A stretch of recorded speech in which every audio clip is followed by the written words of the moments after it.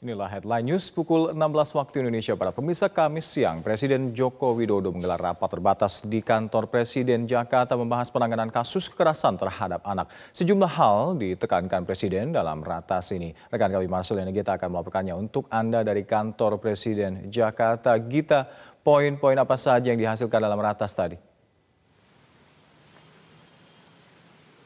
Ya, Presiden Joko Widodo menyoroti adanya peningkatan kasus kekerasan terhadap anak di Indonesia.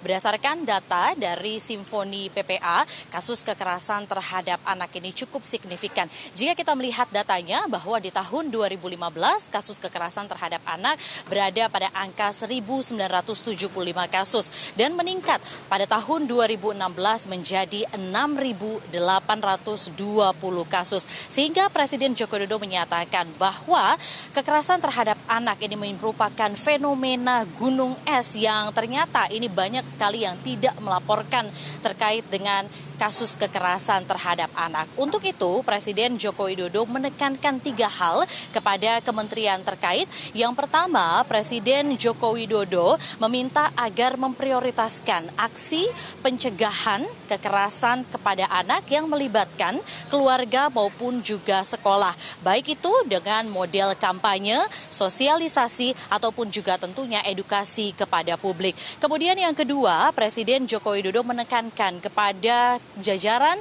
Menteri Kabinet Indonesia Maju agar ada atau mempermudah akses pelaporan terkait dengan kasus kekerasan terhadap anak. Presiden Joko Widodo menginginkan bahwa adanya perubahan dalam hal untuk akses pelaporan sehingga baik itu korban, keluarga ataupun juga masyarakat yang mengetahui terkait dengan kasus kekerasan terhadap anak ini dapat melaporkan kasus tersebut.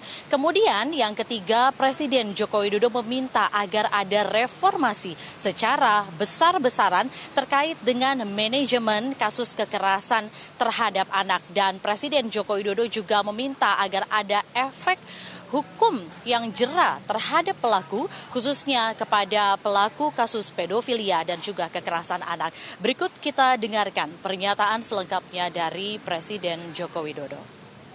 Lakukan reformasi besar-besaran pada manajemen penanganan kasus kekerasan pada anak agar bisa dilakukan dengan cepat, terintegrasi dan lebih komprehensif.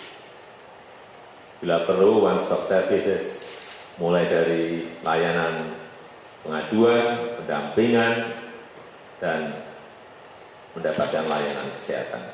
Proses penegakan hukum yang memberikan efek jera, terutama terkait dengan kasus pedofilia dan kekerasan seksual pada anak, dan juga layanan pendampingan bantuan hukum, sangat penting sekali diberikan. Dan yang terakhir, layanan rehabilitasi sosial dan reintegrasi sosial kembali.